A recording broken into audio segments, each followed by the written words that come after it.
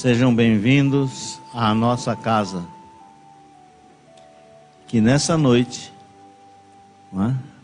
se acha engalanada com a presença do nosso companheiro Sérgio Tizen, que dispensa a apresentação. Nós já falamos muito sobre ele durante esse mês, nas apresentações. A nossa apresentação dele é um grande trabalhador da seara de Jesus, que humildemente se desloca da sua residência para atender a todos, divulgando, esclarecendo, elucidando e principalmente transmitindo coragem para que todos tenham uma vida melhor do que tinham. Então, com vocês, o grande trabalhador da seara de Jesus, o nosso companheiro Sérgio Tizen.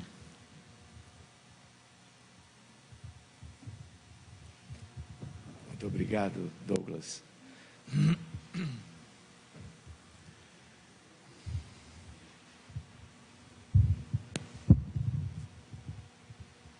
Muito boa noite. Estamos juntos mais uma vez. Eu estava me recordando que estivemos pela primeira vez aqui nesta instituição querida, exatamente há um ano atrás, apenas no dia 25 de setembro, então, de 2016. E é uma alegria, então, poder retornar, revê-los, e por isso mesmo eu estou assim imensamente agradecido ao seu Douglas, a toda a equipe que dirige esta casa espírita, que mais uma vez então nos acolhe, os nossos colaboradores que puderam nos trazer a esta cidade, ao grupo espírita.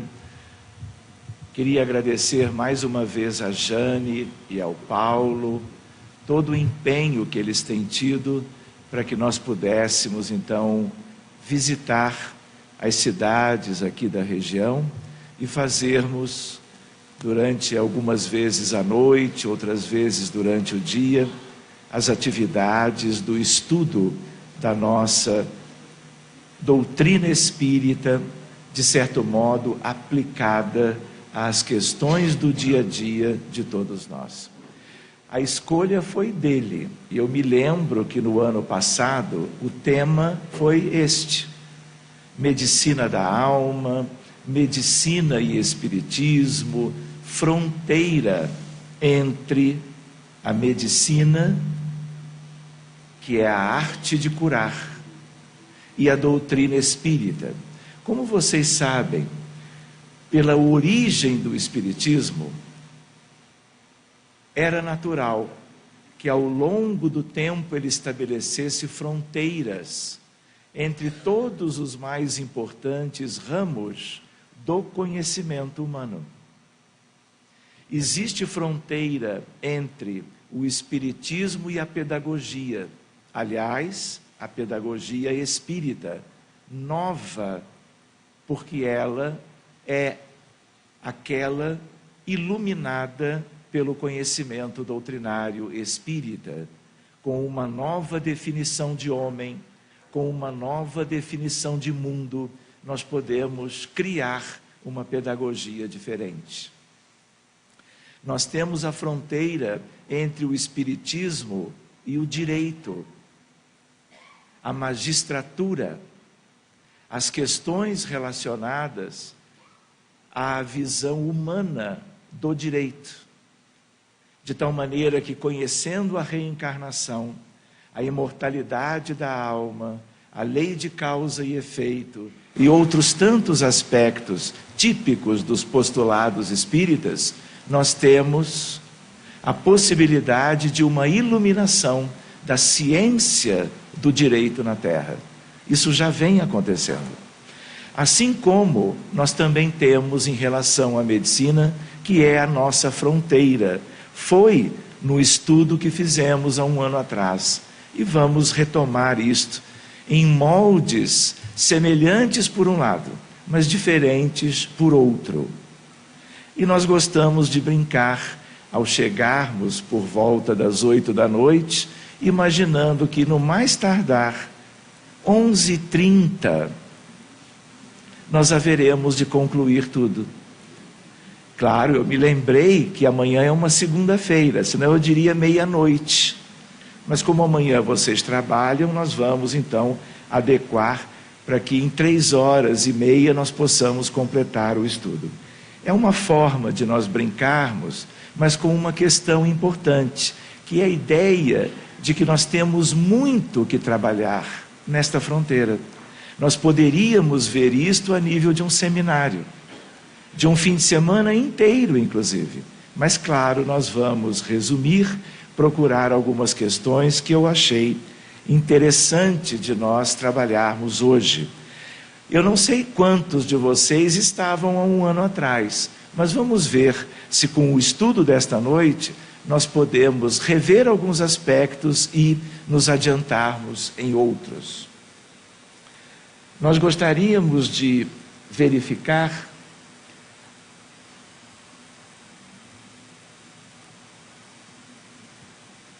às vezes existem os efeitos físicos. E os efeitos físicos podem fazer com que façamos alguma pequena interrupção. Antes de tudo, nós gostaríamos de lembrar que este mundo onde nós vivemos não é um mundo comum. Ele não é um mundo de referência entre os orbes do universo. Ele é um grande hospital, claro que ao mesmo tempo uma grande escola.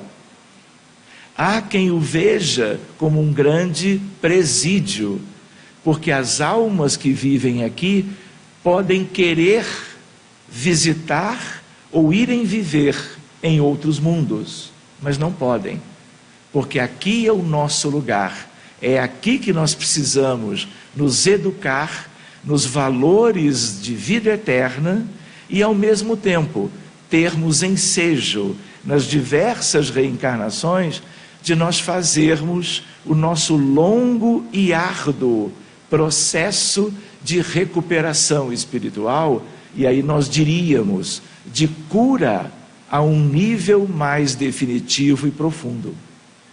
Níveis superficiais nós já temos tido, mas nós temos que buscar as razões do adoecer, aquilo tudo que caracteriza a nossa história espiritual quanto ao passado, e por que na vida que temos, como em muitas que já tivemos e outras que teremos de futuro, nós muitas vezes estivemos, estamos ou estaremos às voltas com as patologias humanas, sejam elas no sentido da doença física, clínica, seja ela no sentido da doença mental.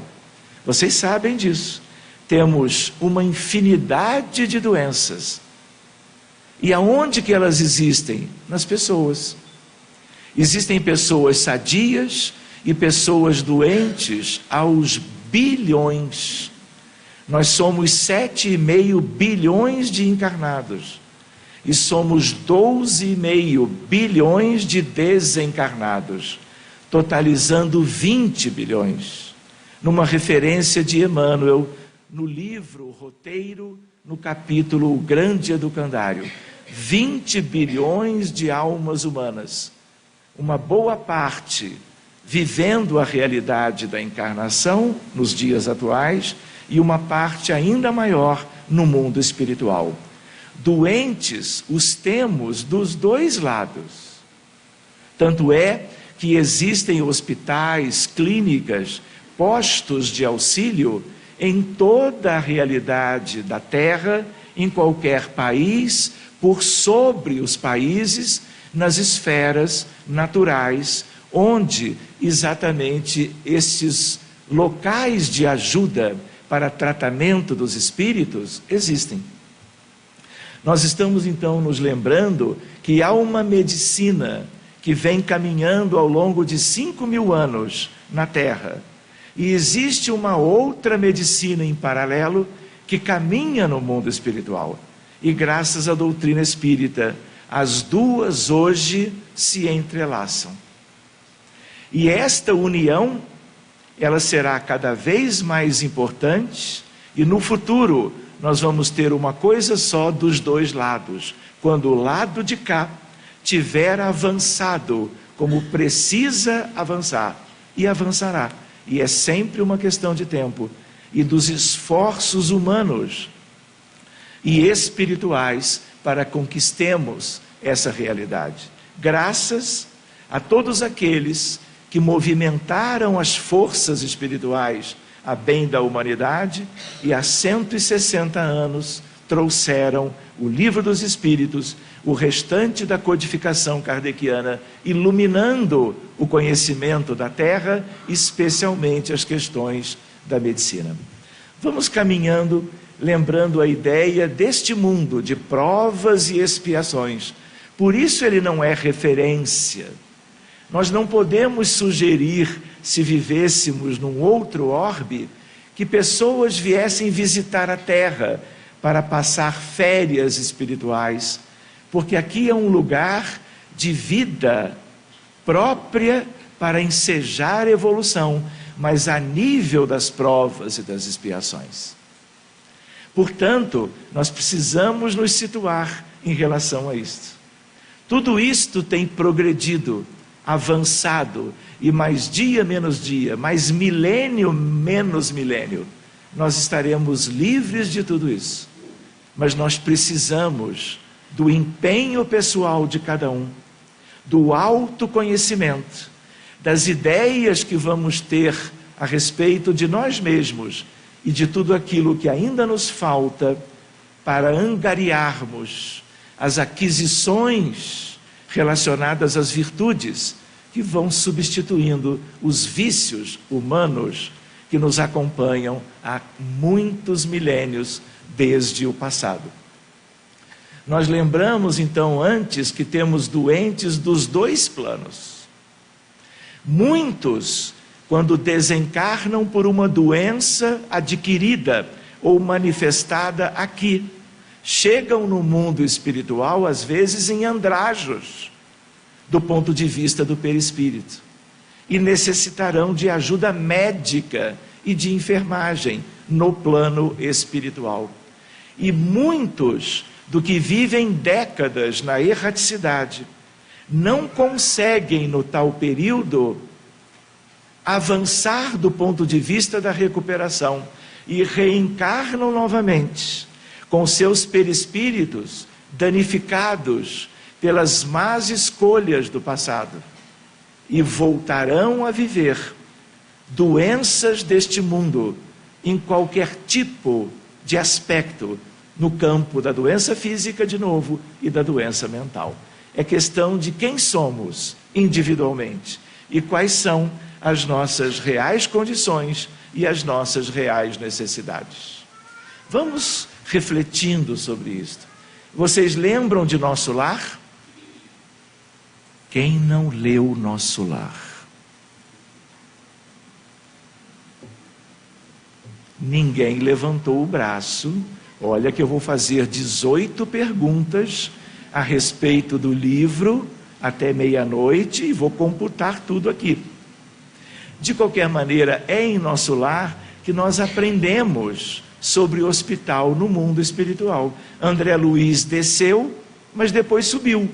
Mas quando ele sobe, primeiro ele fica atendido por uma equipe na colônia Nosso Lar, mas onde? Num dos seus hospitais, onde trabalham médicos, profissionais de saúde, enfermeiros, atendentes e assim sucessivamente. Vocês lembram da Câmara de Retificação? Primeira pergunta. Eu disse. Quem é que varria, limpava a Câmara de Retificação onde André Luiz esteve, quando ele começou a conhecer a realidade da colônia?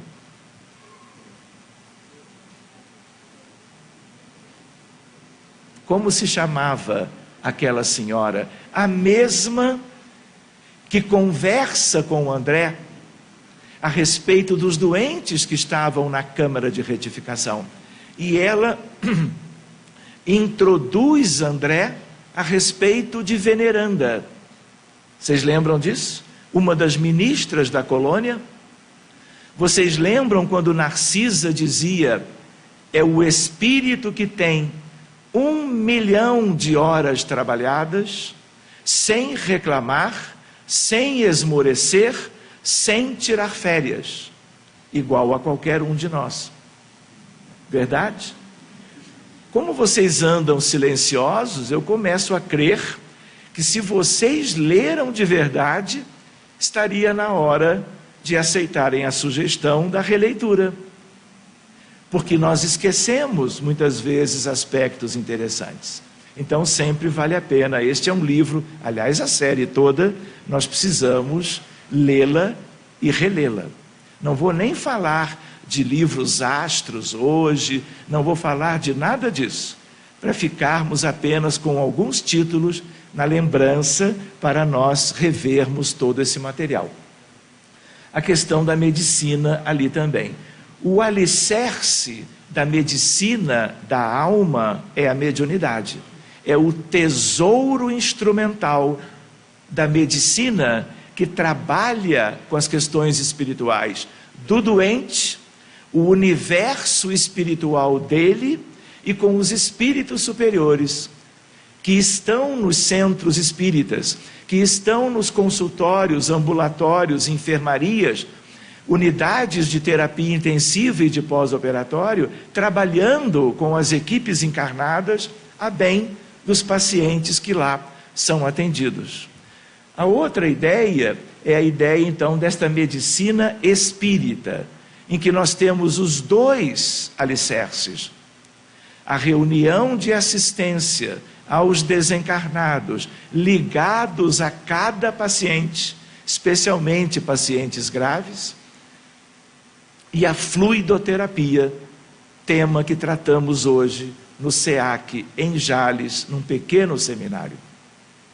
A fluidoterapia espírita, que é algo para nós conhecermos cada vez mais e melhor. A ideia, portanto, da desobsessão e da fluidoterapia, os dois grandes pilares da medicina iluminada pelo Espiritismo. Gostaríamos de lembrar a relação entre o centro espírita e a Casa do Caminho de Pedro. O centro espírita não tem como a inspiração da Casa do Caminho de Pedro. Vocês lembram de um outro livro chamado Paulo Estevão? Quem leu Paulo Estevão? Quem não leu? Muito bem, leitura obrigatória. Eu dizia isso hoje à tarde, aliás de manhã. Nós não podemos desencarnar. Aí alguém diz: ah, mas eu sou muito jovem. Mas pois, quanto mais jovem fizer a leitura, mais benefícios terá pela encarnação atual. Outra leitura extraordinária, o romance, vamos dizer assim, romanceado como que por Emmanuel, pela mediunidade de Chico, livro astro também. E algo que é como que a história do cristianismo primitivo. E na casa de Pedro nós tínhamos o atendimento aos doentes retirados da rua, doentes graves muitas vezes, da época, e ao mesmo tempo eles tinham a substância espiritual da pregação de Estevão, o primeiro mártir do cristianismo. Leitura obrigatória, inclusive na questão da fronteira com a temática de hoje, mas é uma questão para muitos aspectos.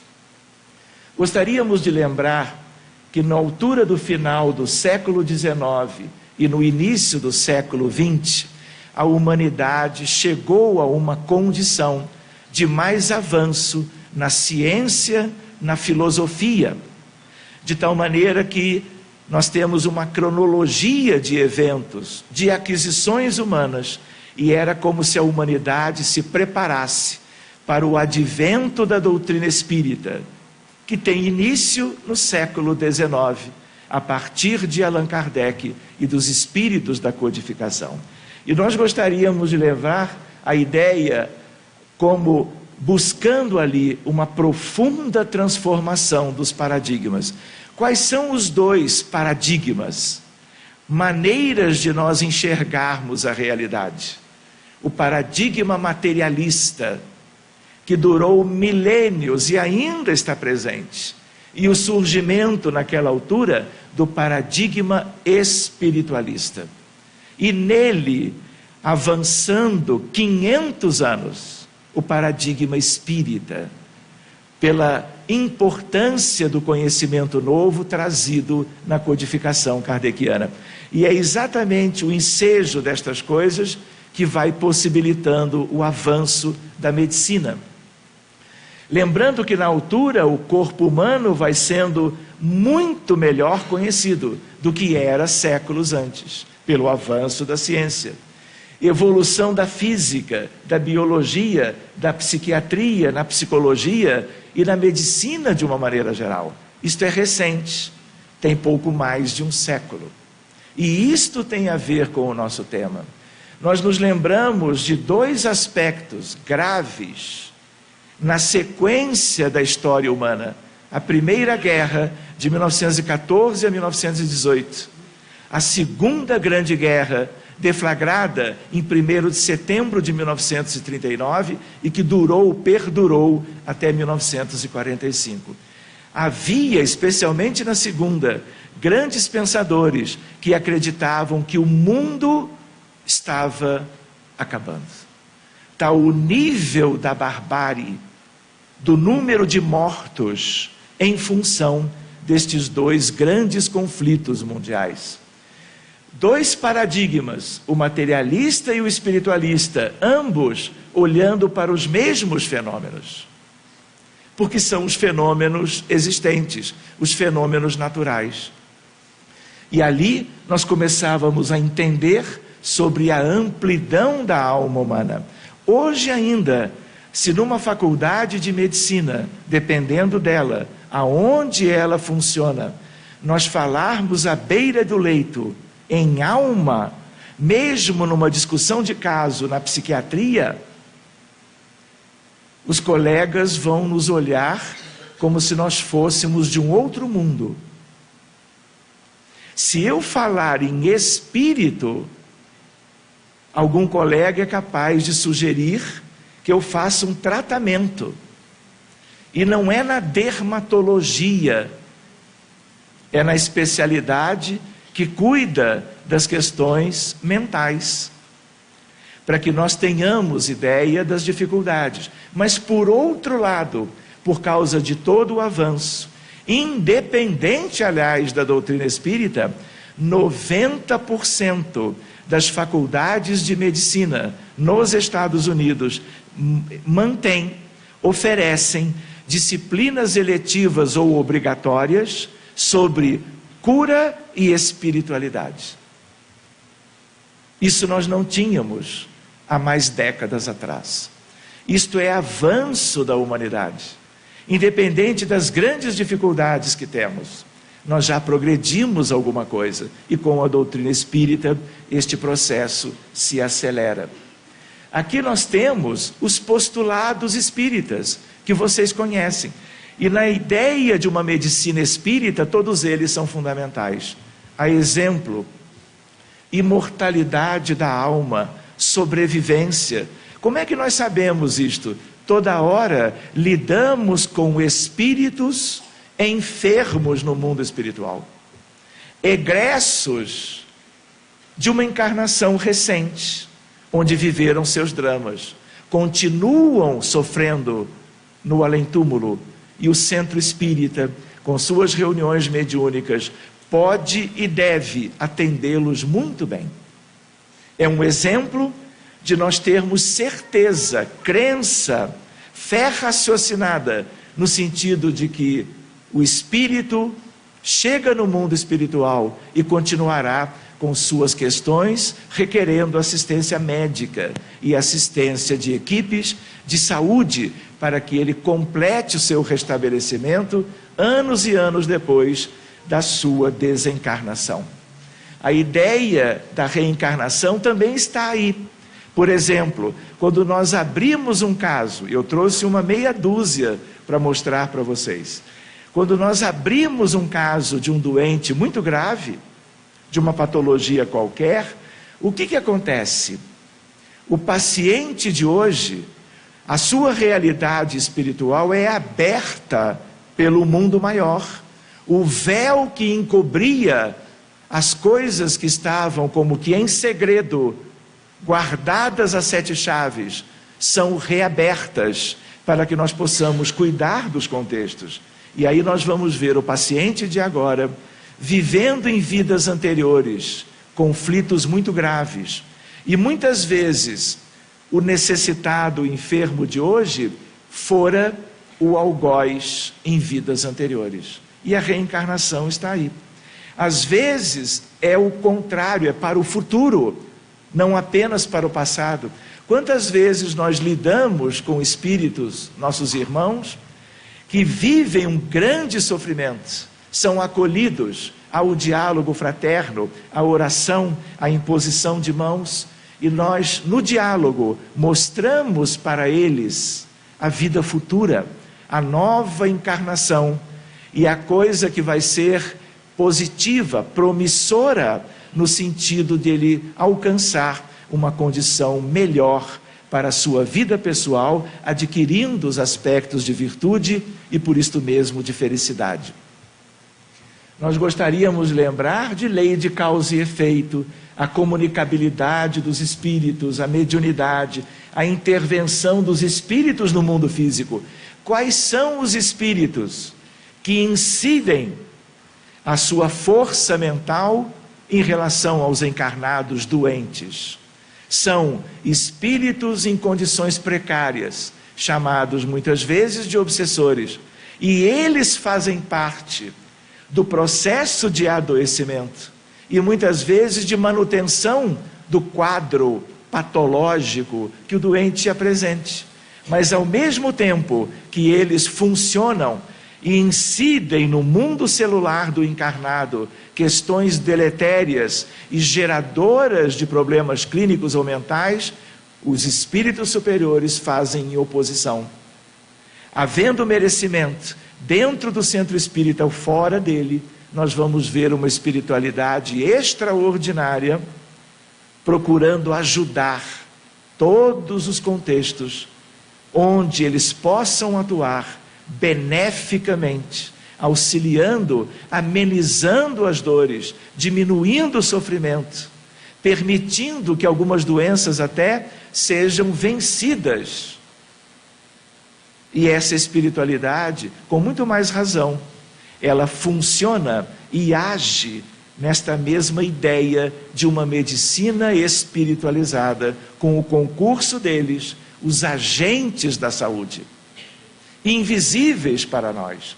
Quantas vezes o médico está lá num posto de saúde público, numa unidade qualquer, procurando ajudar os doentes da comunidade? Quantas vezes os espíritos estão ali inspirando os médicos, cuidando para que o doente chegue na hora certa no médico que terá condições de ajudá-lo de verdade.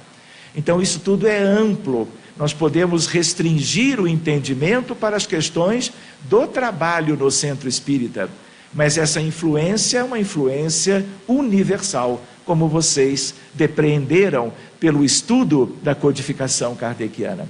Existência do mundo espiritual. O mundo espiritual da Terra é legal?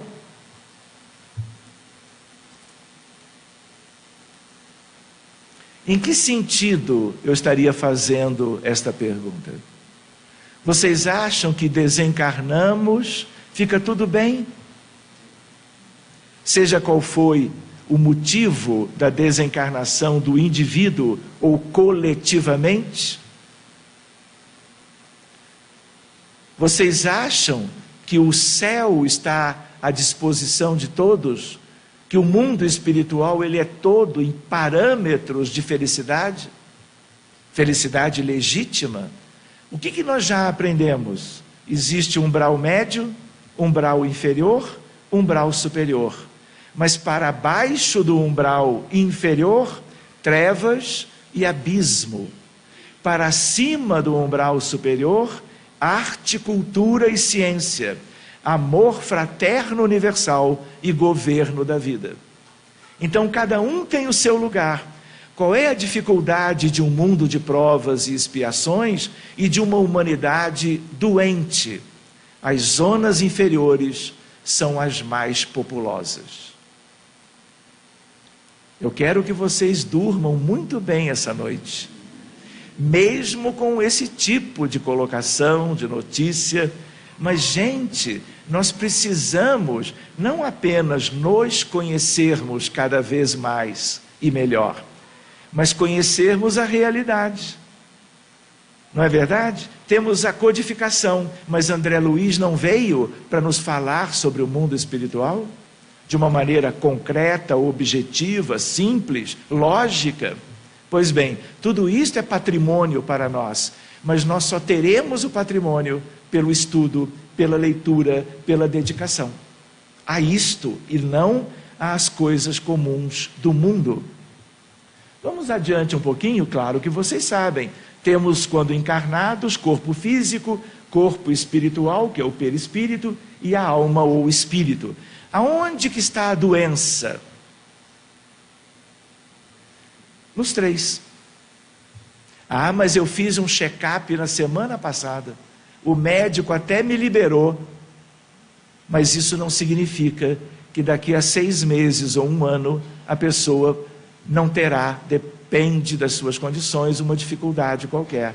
No campo da neoplasia, da doença degenerativa, de uma infecção grave qualquer, de um transtorno mental. Posso fazer uma colocação que tende a nos preocupar? Organização Mundial de Saúde, 10 anos atrás, na população, claro que encarnada, porque a Organização Mundial de Saúde do mundo espiritual não conhece nada. Mas na questão humana, 60% das pessoas encarnadas têm distúrbios mentais. Multipliquem 60 por 7,5 bilhões. Olha o contingente. Claro que esses 60% incluem os doentes mais graves da psiquiatria, mas também os distúrbios leves. Por exemplo, as crises de ansiedade, a melancolia, num determinado grau mais leve. Mas 60% não é muito? Numericamente? O que isso significa? Mundo de provas e expiações. Então, exames de laboratório normais não significa grande coisa. Mas claro que é bom que nós tenhamos saúde física, diria, por enquanto. Pode ser que vivamos a encarnação inteira, várias delas, sem adoecermos. Mas tudo vai depender do planejamento pré-reencarnatório. Mas isso é assunto para depois da meia-noite. Ou então para 2018. Tá bem? Para nós começarmos, são quantos slides? 111. Esse é o 4. Vamos juntos? Reparem, abordagem espírita das doenças mentais. Esse foi um tema que nós apresentamos no Medinesp 2017, junho, na cidade do Rio de Janeiro. 4.000 médicos e profissionais de saúde reunidos durante um punhado de dias para trabalharem todos eles as questões dessa fronteira entre a medicina e o espiritismo e a espiritualidade de um modo geral. Apresentações lindas a respeito de tudo isso. E nesta abordagem espírita das doenças mentais, esse slide, ele fez parte. E aqui uma ideia para nós de uma doença chamada autismo, ou transtorno do espectro autista. A ideia de que algumas décadas atrás o número de casos era muito reduzido. Nós nem sabíamos da existência dessa patologia mental. E agora, o número de casos no planeta, não só no Brasil, é assustador. E aqui uma curva que mostra o número crescente de casos. E a ideia de um crescimento exponencial. O que traz uma necessidade de nós entendermos o que é o autismo. Quem são esses espíritos que estão reencarnando e desde cedo apresentando um conjunto de manifestações que levam a uma vida dramática em alguns aspectos, requerendo tratamento profissional, psiquiátrico, médico e cada vez mais requerendo uma abordagem nova que inclua a espiritualidade, que inclua a noção de que estes são espíritos. Se o cérebro tem algumas alterações, e eles têm, os cérebros das crianças autistas, são alterações, vamos dizer assim, mínimas, mas em aspectos importantes, nós vamos ver que espiritualmente são espíritos com grandes dificuldades e que precisam de um amor da família e da sociedade e que sejam acolhidos nos centros espíritas, naquilo que nós chamamos de acolhimento fraterno, a família e as crianças, em geral meninos, muito mais do que meninas, e isso tem a ver com as guerras do passado. Enfim, vamos adiante.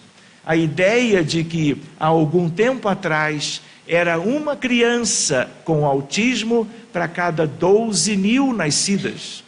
Hoje, uma criança para cada 68 é portadora do transtorno de espectro autista. Isso é de quem? Da nossa humanidade, do nosso planeta, do nosso mundo. E isto é uma necessidade para esses espíritos. Mas nós precisamos compreender isso tudo. Uma das últimas revistas, Veja, O Novo Mundo do Autismo. Avanços científicos facilitam o diagnóstico do transtorno, que tem incidência altíssima. Acomete 1 a cada 68 crianças. E a ciência médica avança. Mas se ela não incorporar a ciência comum, aquilo que é a ciência espírita, nas atividades regulares da doutrina espírita no centro, nós vamos ter muito mais sofrimento. Porque é com as ferramentas do centro espírita que nós vamos poder ajudar muito mais, e o temos feito, estas crianças que são nossos irmãos. Vejam um exemplo. Paulo, observe aí o som, por favor. Esse é o caso do Guilherme, 6 anos, filho de uma senhora, moradores de Salvador. Como nós tínhamos auxiliado outras crianças da mesma Salvador, as mães se falam entre si.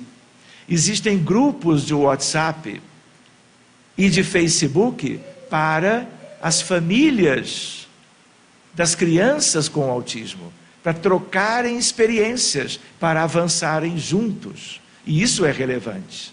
E aí esse caso chegou para nós. E conversando com a mãe, eu pedi que ela fizesse algumas tomadas pelo celular. Para que quem não tivesse ideia do sofrimento de uma criança com autismo, pudesse tê-lo agora. Dias e dias, meses e meses, anos a fio.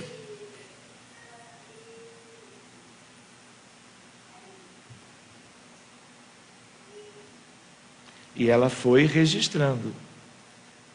E eu levei.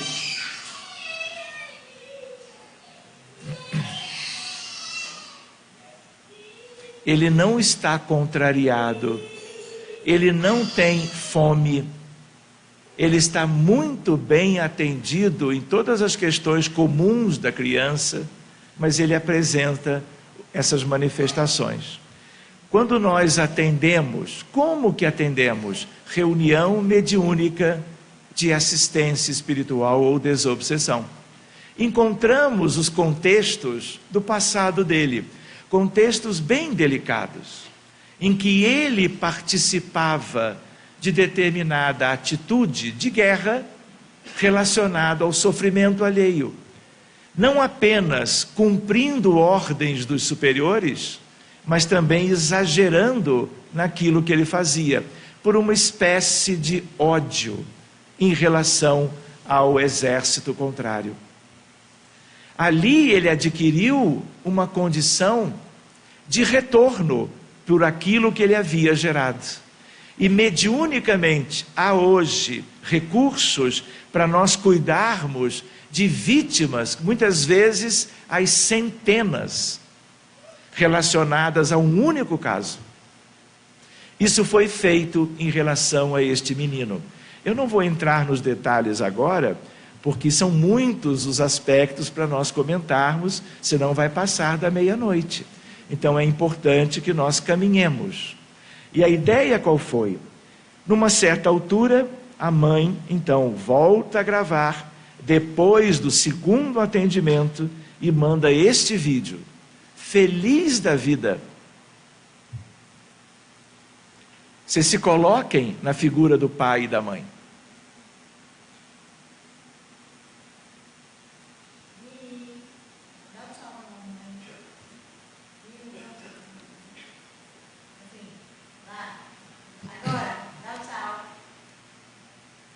É o primeiro sorriso. Ele não está bem diferente de antes? Por que que ele mudou?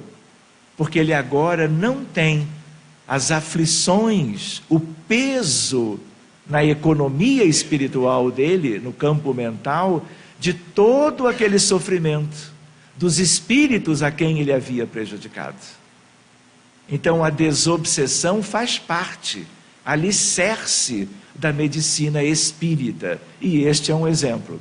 Ao final de uma reunião, ela ainda me mandou numa quinta-feira este último vídeo.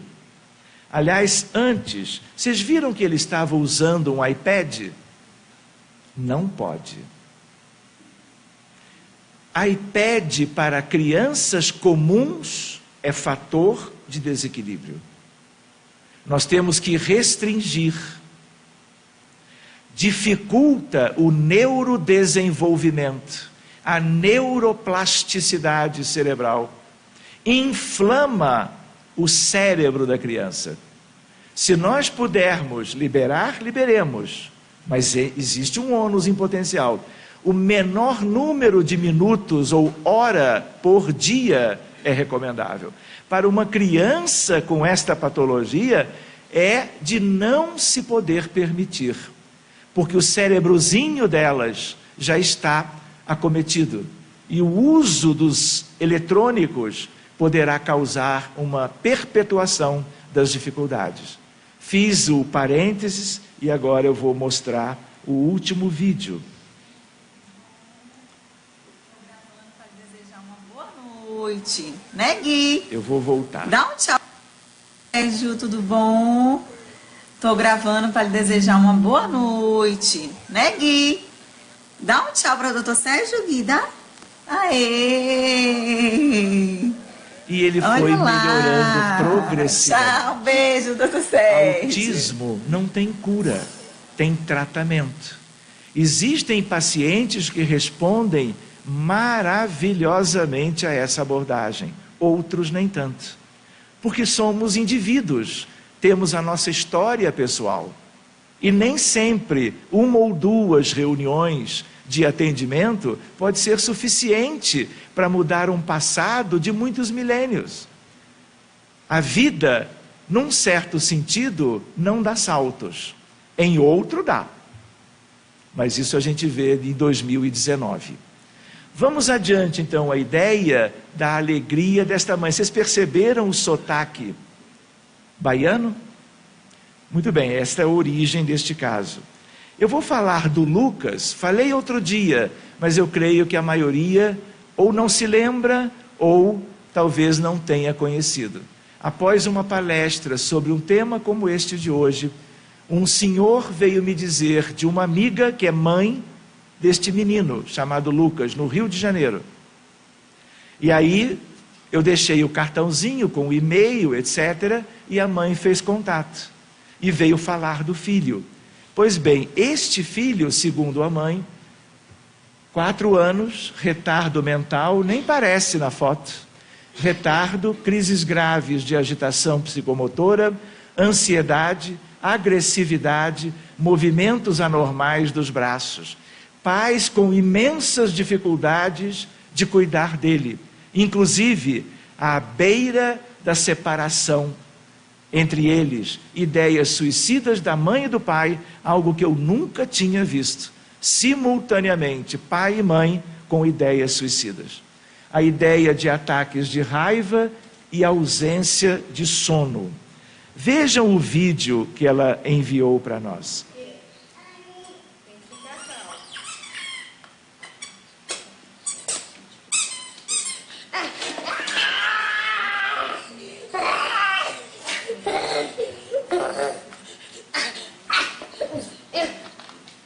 De novo, ele não está com fome, isto não é manha, ele está bem confortável do ponto de vista dos cuidados da mãe e do pai. Essas crises se repetem diariamente, e como ele não adormece quase, tem crises à noite também, porque nessa síndrome falta melatonina, e aí ele não adormece. Vocês se colocam no lugar de pai e mãe? Vocês entendem o sofrimento também dos pais de conviverem dia após dia, ano após ano, com um drama deste tamanho? Isto é missão na família. Estes pais são preparadíssimos, são verdadeiros anjos para cuidarem de um caso de tamanha gravidade. Pois bem, no e-mail, as atitudes do Lucas vêm nos assustando muito em virtude de seus ataques quase que diários, que são acompanhados de explosões, como vimos, de muita raiva, nos quais ele se agride aos que estão ao seu lado e também tenta quebrar a casa toda. E ela diz: hoje ele tem 4, eles conseguem segurá-lo, mas e o futuro? Como vai ser? E aí o caso nos chegou, foi feito o atendimento à distância, através da desobsessão, e aí os médiuns constataram a ideia de um recente chefe da máfia siciliana, justo na encarnação anterior. E isso não é pouca coisa em relação à perversidade e ao mal.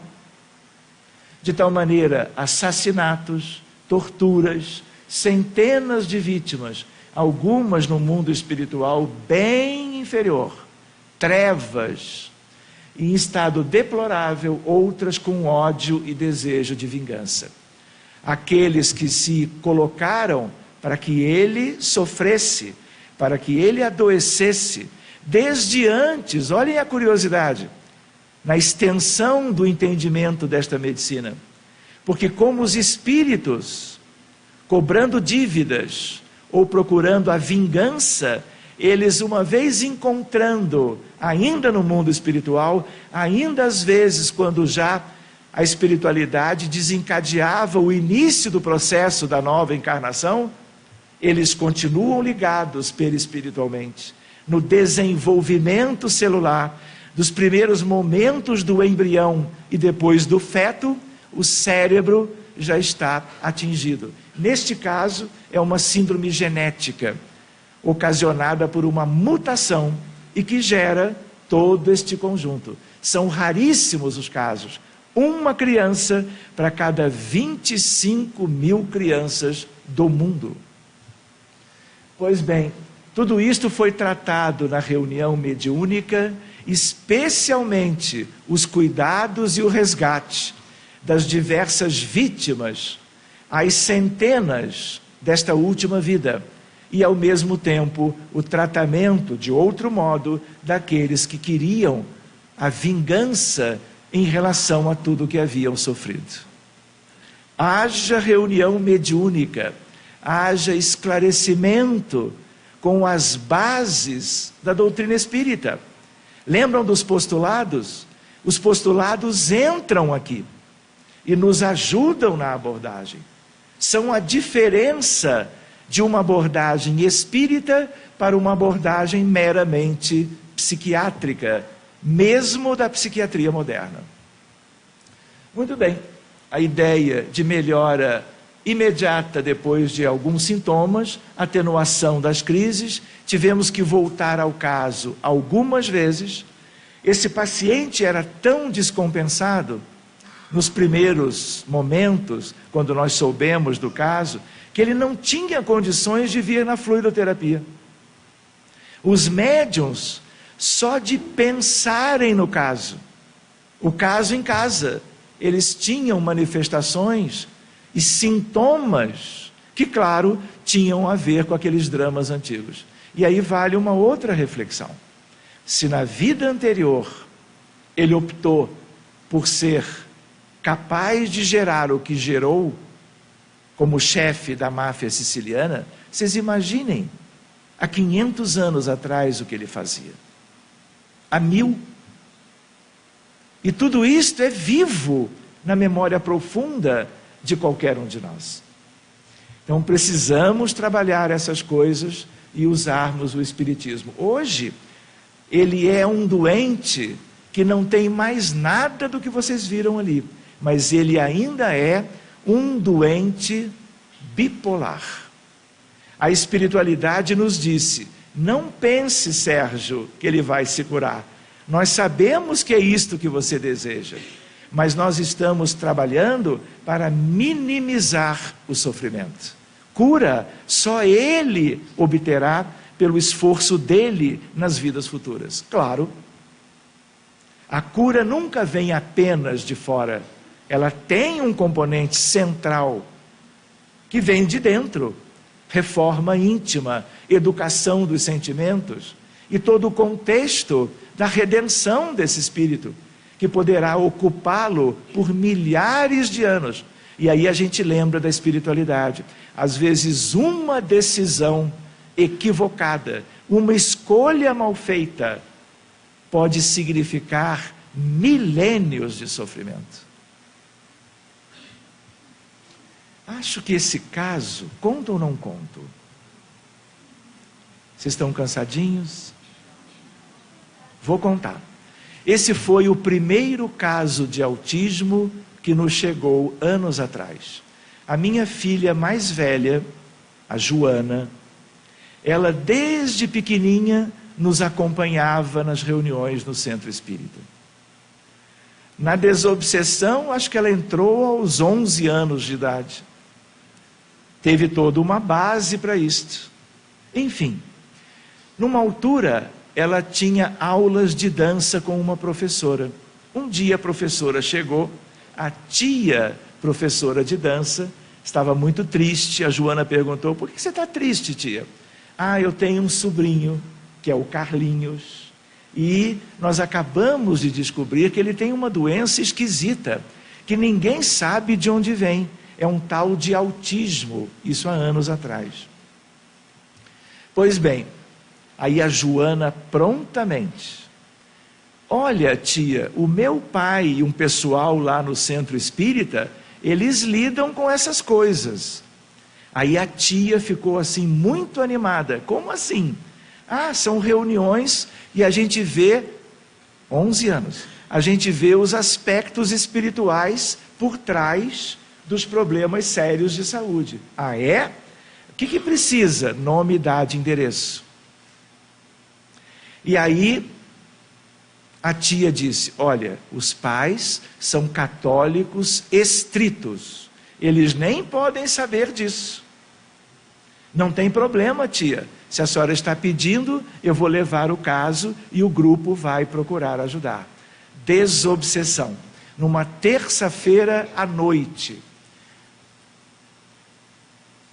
Carlinhos, 8 anos, autista A2, deficiência de comunicação verbal e não verbal, típico, introspecção, timidez e ansiedade, sem resposta ao tratamento médico. Atendido à distância, obsessão complexa. Primeiro aspecto, paciente aprisionado no passado. De um certo modo, entre aspas, mas podemos tirar as aspas. Por quê? Ele havia vivido um conflito, prejudicou um grupo de pessoas, e o líder deste grupo o mantinha prisioneiro numa equação de tempo diferente, naquela época onde tudo aquilo havia se dado. Quando eu digo assim vocês me entendem? Sim? Posso ir adiante? Pois bem, cobrando uma dívida kármica em nome dele e dos outros do grupo. E ele tinha uma outra questão, como ele estava numa equação de tempo diferente, apesar de ter reencarnado, quando ele em casa, mais solto, mais livre, olhava para os pais, ele reconhecia antigos algozes. Aí ele não queria ficar em casa, ele preferia ficar no tal passado. Então era uma questão dupla, delicada, que nós só podemos verificar na reunião mediúnica. Pois bem, os pais da criança, ele rejeitava porque eram antigos algozes. E aí, ele, Carlinhos, a sua alma enferma, mantinha-se desdobrada, vivendo no mundo espiritual e não efetivando a sequência do processo reencarnatório.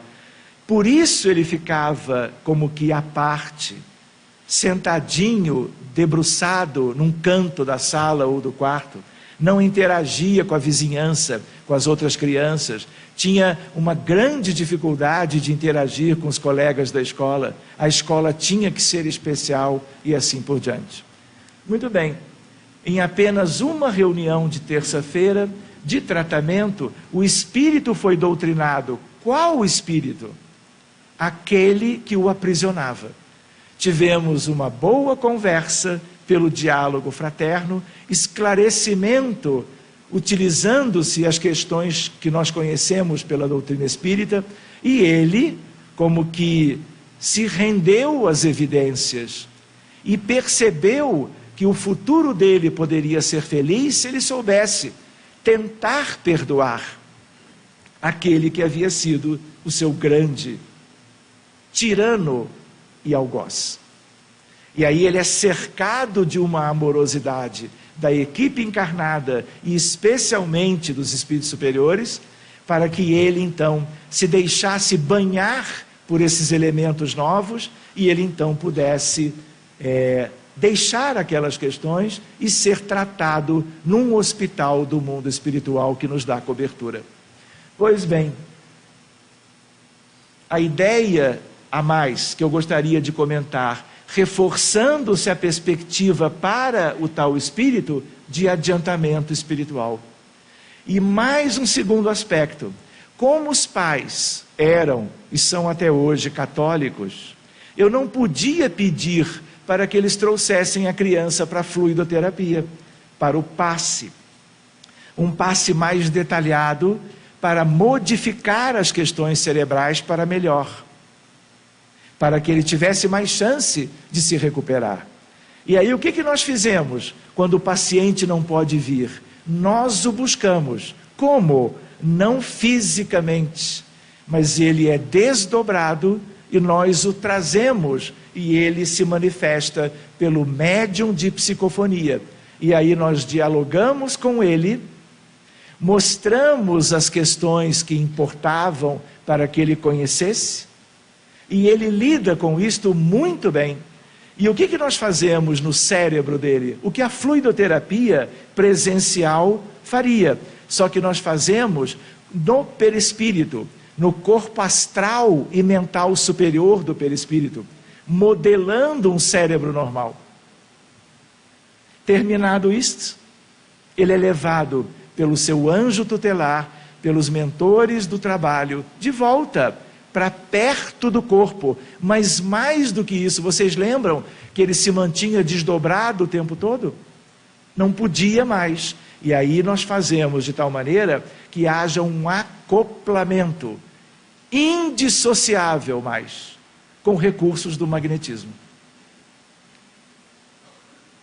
Esse é um caso mais delicado mesmo. Pois bem, a ideia qual é? A criança acordou, o que aconteceu? A Joana, que é essa filha, hoje ela é psiquiatra. A Joana recebe um telefonema, era a tia da dança. Joana, o que vocês fizeram? E ela falava num tom que a Joana pensou, sei lá, essa criança piorou. Aí a Joana diz, olha, fizemos nada não, só rezamos pelo menino. Mas olha que reza essa, hein? Porque o menino acordou no dia seguinte completamente diferente.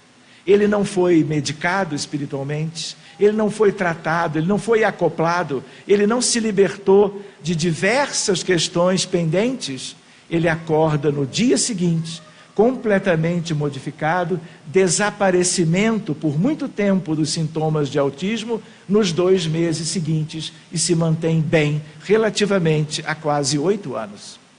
Essa é uma doença mental grave, de causa desconhecida pela medicina e sem tratamento específico.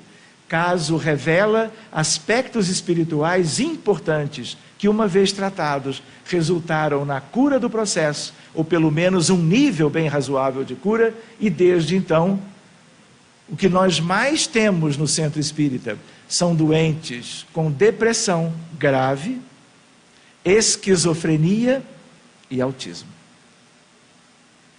Vamos adiante? É cedo ainda. Posso contar? É um caso bem diferente.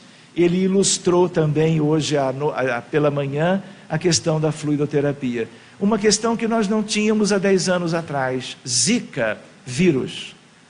E esse moço, até aqui muito bem, aqui a esposa dele, numa foto que eu pedi que ele enviasse, ele adoece de Zika e ele faz uma manifestação neurológica gravíssima.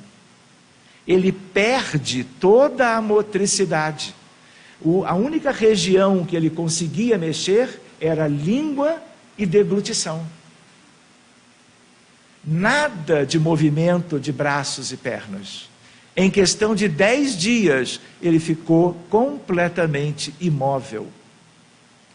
E aí, o caso acabou chegando para nós, porque ele internou num hospital na cidade de Niterói, hospital universitário, foi visto por ótimos neurologistas, e uma nutricionista espírita que trabalha conosco, ela trouxe o caso e nós prontamente entramos para cuidar.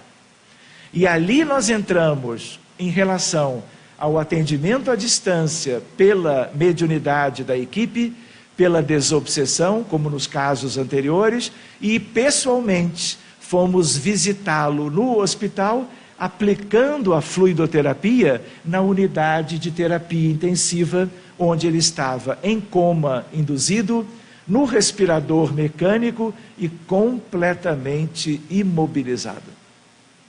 Algum tempo depois, os colegas suspenderam a medicação indutora do coma induzido para que ele pudesse tentar sair do respirador, mas nunca que ele conseguia. E aí nós fomos fazendo o atendimento que cabia. Aqui a medicação já foi suspensa, ele já está traqueostomizado, mas ligado à prótese ventilatória mecânica. O primeiro sorriso, depois de 3 semanas de tratamento. Os doentes que fizeram o quadro que ele fez, têm uma evolução muito pior. Esta é uma evolução relativamente favorabilíssima. Zika vírus, outro sorriso. esse foi para vocês. Microcefalia em fetos e bebês, outro drama kármico para recém-nascidos, neonatos. Gestações e gestações, às centenas, especialmente no Nordeste do Brasil. Síndrome de Guillain-Barré, que é uma síndrome neurológica que os músculos param de funcionar. Não era como se pensava no início, era a síndrome mais grave de encefalomielite disseminada aguda. É o que há de mais grave pelo vírus Zika. E ele foi melhorando progressivamente. E acabou vindo a ser assunto de jornal. Entrevista com ele e com a esposa, já muito melhor dos seus movimentos. Ao contrário de casos semelhantes, de mesma gravidade, mas com uma recuperação muito diferente desta. Aqui eu queria apenas lembrar algo, para nós já nos adiantarmos, para finalizarmos daqui a 3 horas, a ideia de que a medicina tem avançado. Eu comentei hoje, a melhor escola médica do mundo, fazendo curso na cidade de Boston, desde então, todos os semestres, sobre espiritualidade e cura em medicina, sem conhecimento da doutrina espírita, mas como paradigma espiritualista, mesmo não espírita, já é como que um patrimônio da humanidade, mesmo sem o conhecimento da codificação, nós temos reais avanços nestas abordagens. Vejam, revistas de alto nível, a eficácia da cura à distância. Nestes casos do ano anterior e deste ano, o que vocês estão vendo é tratamento à distância. Uma revisão da literatura que foi publicado lá no ano 2000. Deus à beira do leito, a melhor revista médica do planeta, falando dessa fronteira entre espiritualidade e medicina. Devem os médicos prescrever atividades religiosas? Isso é um editorial da melhor revista. A ideia de uma outra, excepcional também, religião, espiritualidade e medicina. Fronteira, luz para a medicina. Olha uma outra questão. Essa vocês também não conheciam. Esse é um artigo publicado no ano passado, recente, pela ciência médica, falando do efeito do passe espírita. A energia, a terapêutica pela energia do passe, reduzindo a ansiedade em voluntários. Um estudo com metodologia científica. Então, se você colocar na internet, isso é um artigo anexado, indexado, e à disposição de quem queira estudar isto, mesmo não sendo espírita. Depressão e doença coronária, exemplo típico da ideia de um paradigma mente-corpo. Doença mental causando e agravando doença no coração. A relação entre a mente humana e os órgãos, os demais órgãos e sistemas orgânicos. Mas não teremos tempo para examinar isso de perto. Vamos ver mais 2 aspectos. 13 minutos cada um. Preparemo-nos. Isto aqui é para nós. Vejam Emmanuel, outro livro astro. Pensamento e Vida, livro de cabeceira. Cabeceira do Espírita são 109 livros. Se não der numa só, usa do outro lado. Divide direitinho e trabalhe organizadamente. Esse é um deles, cabeceira. Ah, espírita é assim, imortalidade da alma, vou deixar para a próxima. Só que na outra terão mais 240. Então é melhor, teve notícia de que o livro é bom, se debruce sobre ele o quanto antes. Combinado? No ano que vem eu vou ver quem leu e quem não leu. Lembra das perguntas. Vejam só. Olha o que Emmanuel diz sobre a humildade. É o nome do capítulo. Olha a relação disto com a medicina. E nós não sabíamos. Ou talvez imaginássemos. A humildade, por força divina, reflete-se luminosa em todos os domínios da natureza, os quais expressam efetivamente o trono de Deus, patrocinando o progresso e a renovação. Uma virtude, a mais importante delas. Ouvi outro dia de um espírito numa reunião de materialização luminosa. Ele me disse, no âmbito de uma reflexão: Sérgio, a humildade abre as portas dos céus. Depois eu conto o restante da história no ano que vem. A carência de humildade, que no fundo é reconhecimento de nossa pequenez diante do universo, surgem na alma humana doentios enquistamentos de sentimentos. Quais sejam o orgulho, que é a antítese da humildade, e a cobiça, egoísmo, vaidade, que se responsabilizam pela discórdia e pela delinquência em todas as direções. Seguindo com Emmanuel, sem o reflexo da humildade, atributo de Deus no reino do eu, a criatura sente-se proprietária exclusiva dos bens que a cercam, despreocupada da sua condição real de espírito em trânsito nos carreiros evolutivos e apropriando-se da existência em sentido particularista, converte a própria alma em cidadela de ilusão, dentro da qual se recusa o contato com as realidades fundamentais da vida. Emmanuel, sobre humildade, pensamento e vida. Mas ele não terminou. Sob o fascínio de semelhante negação, ergue as orragues de revolta contra todos os que lhe inclinem o espírito ao aproveitamento das horas.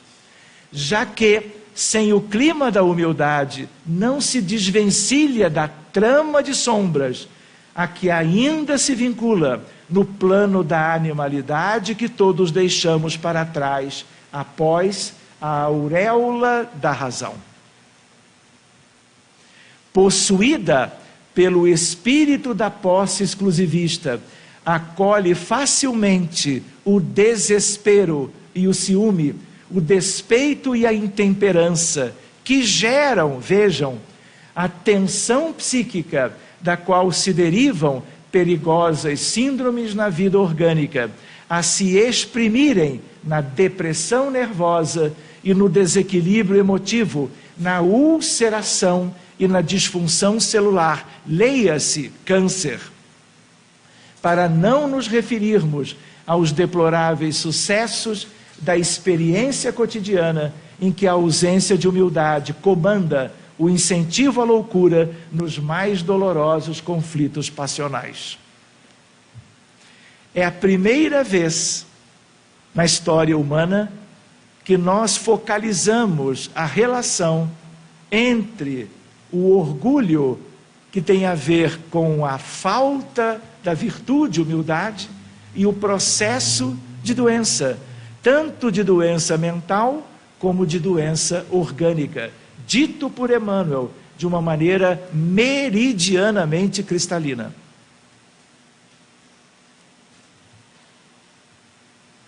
Humildade, ele continua, não é servidão, é sobretudo independência, liberdade interior que nasce das profundezas do espírito, apoiando-lhe a permanente renovação para o bem.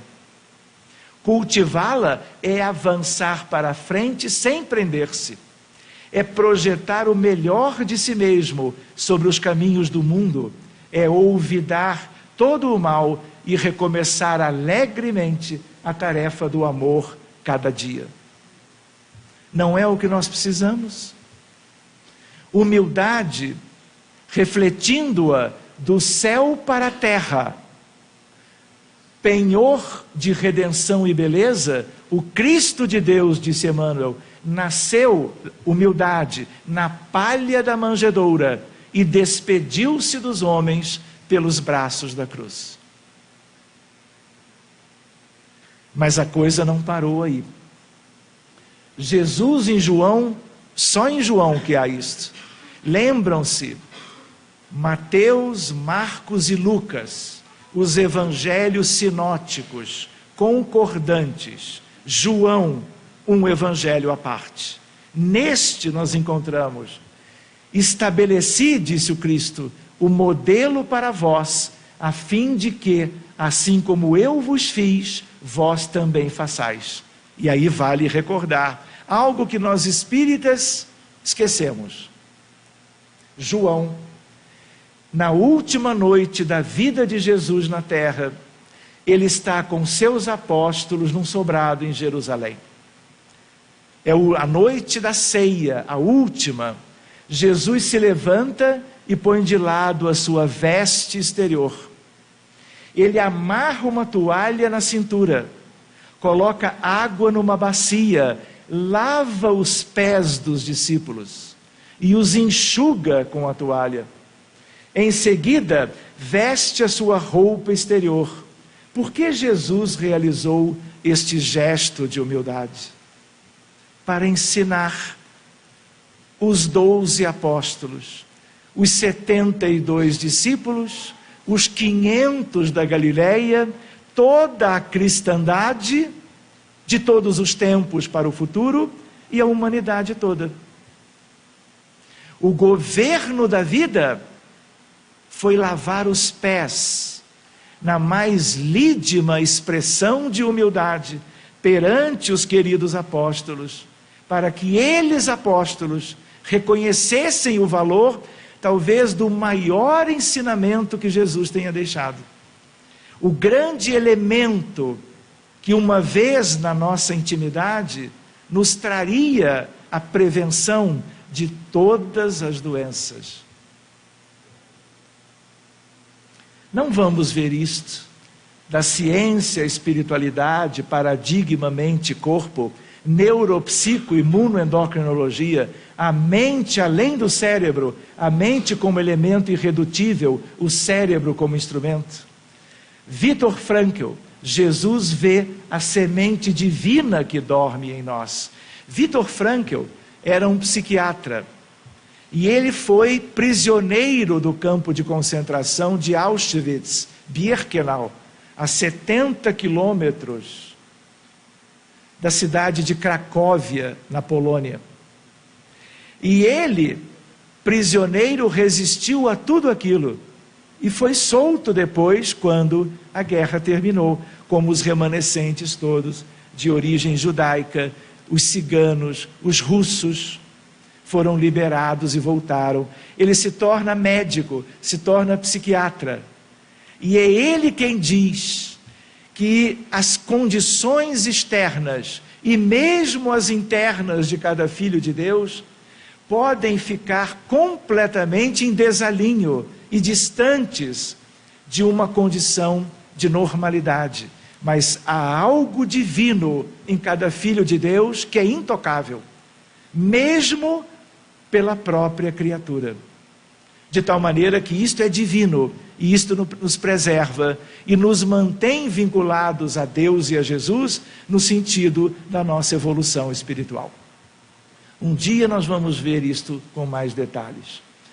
Então, essa é uma ideia que vamos ver, é a última. Só para nós nos lembrarmos do tio Leon. Conhece o tio Leon? É este aqui, ó. Mas olha o que ele diz para nós no livro Depois da Morte. Esse é livro astro, num outro sentido é. Mas todos os 88 livros astros são pelo trabalho mediúnico de Chico. E este não. Este é um livro do próprio autor encarnado, que é Leon Denis. E ele diz: recorda-te de que a vida é curta. Esforça-te, pois, por conquistar, enquanto o podes, aquilo que vieste aqui realizar, o verdadeiro aperfeiçoamento. Possa teu espírito partir desta terra mais puro do que quando nela entrou. Pensa que a terra é um campo de batalha, onde a matéria e os sentidos assediam continuamente a alma. corrige teus defeitos, modifica teu caráter, reforça tua vontade, eleva-te pelo pensamento acima das vulgaridades da terra e contempla o espetáculo luminoso do céu. Leon Denis, depois da morte. Último aspecto de reflexão. Vocês ouviram falar de Natanael ben Elias? Adianta eu sugerir bombons? Não? Vejam só. Cafarnaum era uma cidadezinha que se situava no setor setentrional do lago de Genezaré. Essa história é a história do paralítico de Cafarnaum. O nome dele é este. Seus vales eram frescos, cortados por arroios cantantes.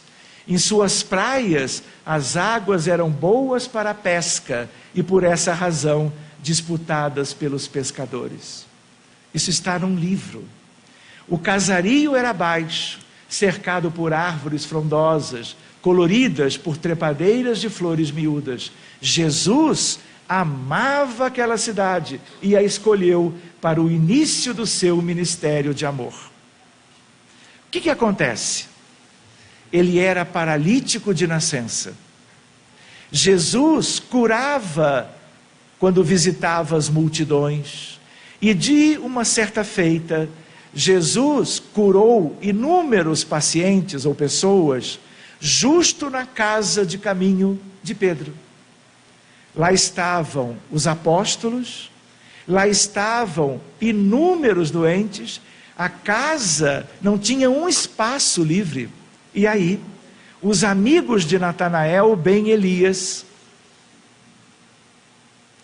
souberam da presença de Jesus e das curas, propuseram a Natanael que ele fosse levado por eles próprios amigos a ter com Jesus para tentar a cura. O que acontece? Ele é levado numa espécie de maca. Quando eles chegam na casa de Pedro, ela é abarrotada de gente. Como é que eles iam conseguir adentrá-lo pela porta ou pela janela? Não conseguiam. Deram voltas, tentaram várias vezes e não conseguiram entrar. Aí alguém se lembrou de uma claraboia, de uma abertura no teto. Conseguiram as escadas, suspenderam Natanael e eles próprios ascenderam, chegaram naquela plataforma aberta, usaram cordas para descer o doente para o interior da casa de Pedro. Olhem o esforço. Quando ele é colocado no piso, Jesus está à sua frente. Jesus olha para aquele homem doente de paralisia, olha bem nos olhos e diz: Natanael ben Elias, o que queres de mim? E Natanael fica muito surpreso, porque ele não havia dito a ninguém o seu nome. E ele olha para Jesus sem entender. Jesus, eu estou vindo aqui e te encontrando por primeira vez, e tu sabes o meu nome. Jesus responde: eu sei de ti desde sempre, eu conheço todas as minhas ovelhas, incluindo Natanael ben Elias. Ele fica bem surpreso por aquilo, e Jesus emenda e pergunta de novo: Natanael, o que queres que eu faça? Mestre, eu gostaria de ficar curado. E claro que Jesus já sabia tudo dele, incluindo a paralisia. Jesus pergunta de novo, tipo assim: o que é mesmo que tu queres? E ele responde de novo: eu gostaria de me curar. Jesus então impõe as mãos, fluidoterapia, ali mesmo, uma virtude fluido vital, ectoplasma, sai das mãos do Cristo, entra propriamente na região acometida da paralisia, músculos, nervos, e ele sente um vigor diferente. Ele se põe de pé, sorri, agradece e vai embora com os amigos. Passam-se algumas horas, todo aquele trabalho daquela tarde na casa de Pedro termina. E Pedro volta para as imediações, querendo ter com Jesus. Procura pelo mestre, mas não o encontra de imediato. Procura mais e vê uma figura linda, bem longe. Ele já reconhece. Vai na direção do que ele havia visto. Chega perto do Cristo pelas costas e chama Jesus. E Jesus não se vira. Ele fala de novo, e aí Jesus então se volta, e ele estava com os olhos marejados de lágrimas. Pedro vê aquilo e fica angustiado. Mestre, tivemos uma tarde maravilhosa, quantos se curaram? E tu estás triste, mestre? Jesus demora um pouquinho para responder. E aí ele olha para Pedro. Vocês imaginem o olhar do Cristo para Pedro. Pedro, eu não vim para isto. Pedro demorou a entender. Mas ele curou todo mundo. Ele não veio para curar. Como é que nós podemos entender isto? Ele não veio para curar corpos. Até ele o fez, como ninguém até então, na história da humanidade. Mas ele veio com outro objetivo, e vocês já entendem essa história. Muito bem, Jesus então complementa: Pedro, nós agora, o trabalho findo, nós estamos aqui conversando. Tu te lembras, Pedro, tu te lembras daquele moço, Natanael ben Elias? Nós estamos aqui, e ele, assim que curado, está agora, neste momento, em lugares como que usufruindo das questões da bebida alcoólica e das mulheres de vida fácil, que é uma expressão que se usava muito antigamente. Pedro, aí Jesus repete: eu não vim para isto.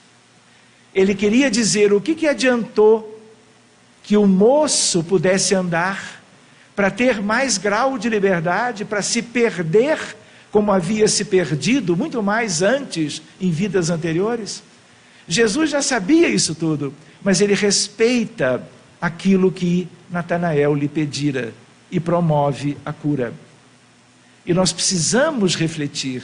A medicina vai avançando, mas se ela não for buscando ajudar na espiritualização, na evangelização da criatura humana, doente ou não, ela não cumprirá o seu papel até lá. Por isso que a nova medicina e todos os outros aspectos do conhecimento humano precisam espiritualizar-se, para que nós possamos avançar muito mais. Aqui a região onde tudo aquilo se deu, Cafarnaum está aqui, tipicamente na Galileia. A ideia dele adentrando, aqui ele já aqui embaixo. Jesus olha para ele e há o tal diálogo que tínhamos visto. E aqui uma questão bonita, de uma mensagem que nos chegou depois. Esta mensagem é uma psicografia de Natanael ben Elias. E aí ele diz que logo a seguir, ainda na encarnação aquela, a paralisia voltou. A doença motivando aquele encontro retornava. Ele desencarna e vive na erraticidade em condições muito precárias, que ele conhecia bem, porque ele já havia vivido assim antes, em outras erraticidades, em períodos outros intervidas. E aí ele se propõe, por obséquio da espiritualidade superior, a retificar-se. Ele entende a perda da oportunidade de ter estado perante Jesus e não ter alcançado um entendimento novo, capaz de prevenir a retomada do processo patológico. E aí ele diz: eu quero ser médico. E ele se torna médico várias encarnações e vai ajudando os enfermos, como ele podia, nestes 2000 anos. E numa determinada ocasião, não faz um século, ele nasce como Jacó Heine. Aos 40 anos, coube a ele dizendo, coube a mim, apresentar o primeiro relatório médico sobre a poliomielite. A poliomielite foi um dos maiores dramas neurológicos da humanidade, envolvendo crianças e jovens, aos milhões. Hoje é uma doença proscrita da humanidade. O vírus está guardado, mas não se adoece mais a princípio de poliomielite. Ele pede e trabalha com Oscar Medin, Jonas Salk e Albert Sabin. São os pioneiros da vacinação contra a poliomielite. Ele que era o paralítico de Cafarnaum, que perdeu a oportunidade, pede ao alto novos tempos para recompor as coisas e dedicar o seu tempo, a sua energia, a sua vontade a ajudar outros paralíticos, outras pessoas aparentemente que pudessem ser vulneráveis à poliomielite, para elas não adoecerem, através das campanhas de vacinação. Paralisia do corpo é uma coisa, paralisia da alma é outra coisa. Quantos de nós ainda temos a paralisia que nos mantém na retaguarda da evolução?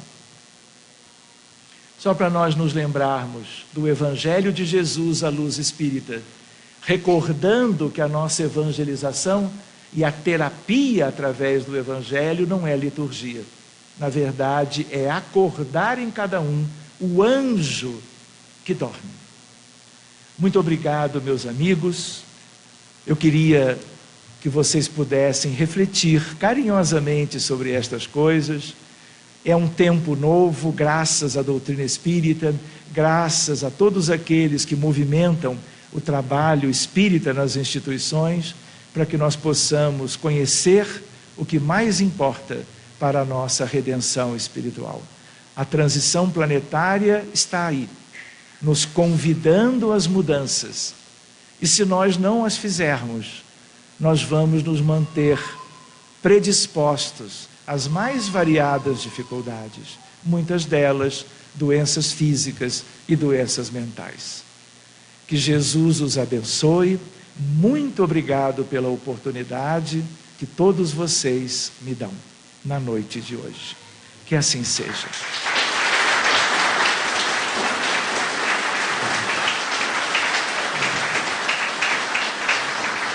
Muito obrigado.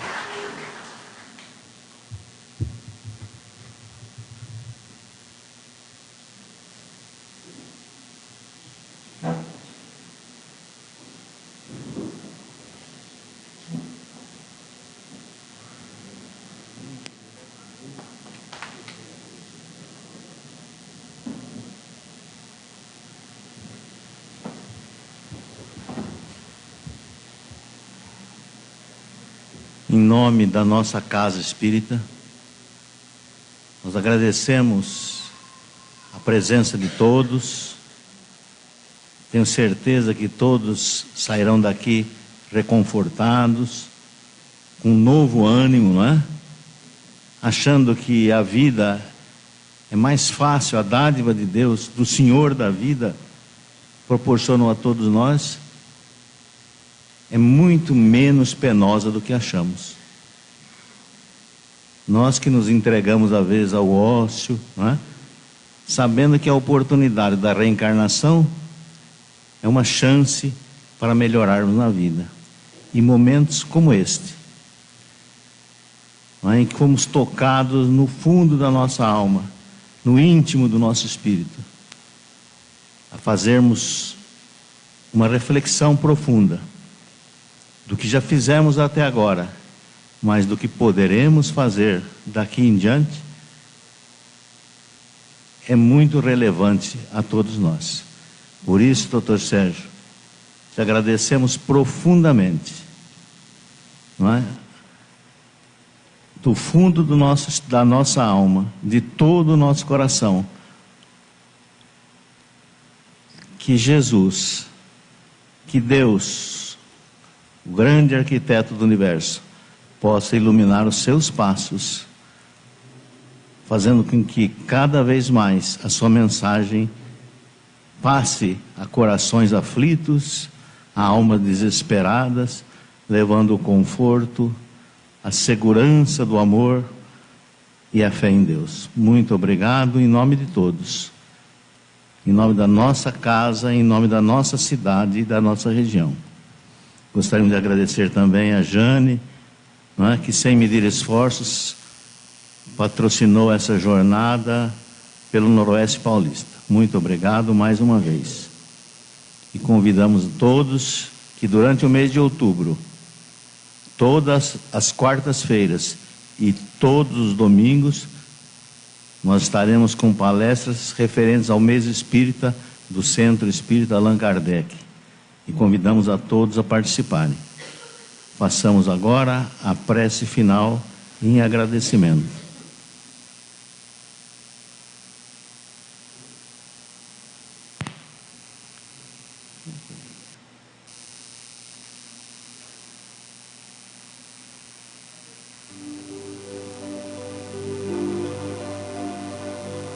Amado Mestre Jesus, amado Pai,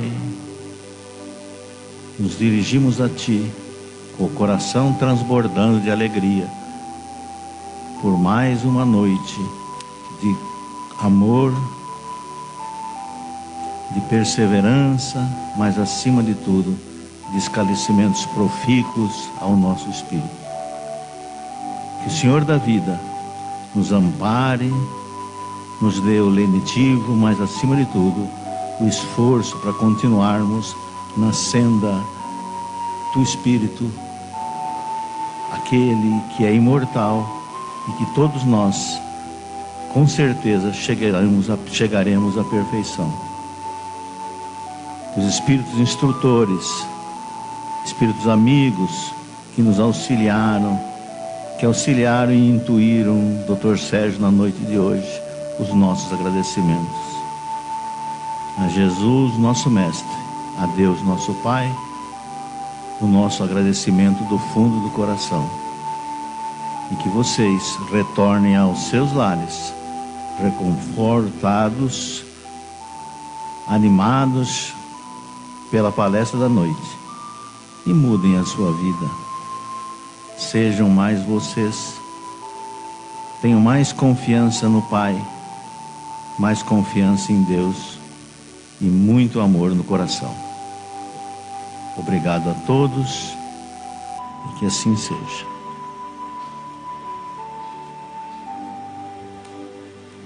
Rede Amigo Espírita, uma ferramenta de união, interação e divulgação do movimento espírita. Acesse www.redeamigoespírita.com.br e confira nosso acervo disponível. Rede Amigo Espírita, divulgando, instruindo e unificando.